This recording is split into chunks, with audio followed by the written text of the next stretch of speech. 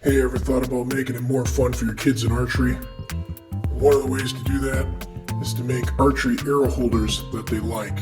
And sometimes letting them do that makes it even more fun for them. We've got 4-inch or 3-inch, depending upon the size of toilet flange that you get, with a piece of PV stuck in the top of it. Then grab a pair of Sharpies or some paint markers and let your kids go to town on it. Works great for FHA and 4-H, and it really turns the kids on to have their own personalized arrow holder when they're on the range. I highly recommend doing it. Just keeps it fun, keeps them enthralled, and keeps them in the sport just a little bit more as they're going through those struggling times of trying to hit the bullseyes as best they can. Again, want to make it fun for a kid in archery? Get them some PVC and give them some paint markers and turn them loose.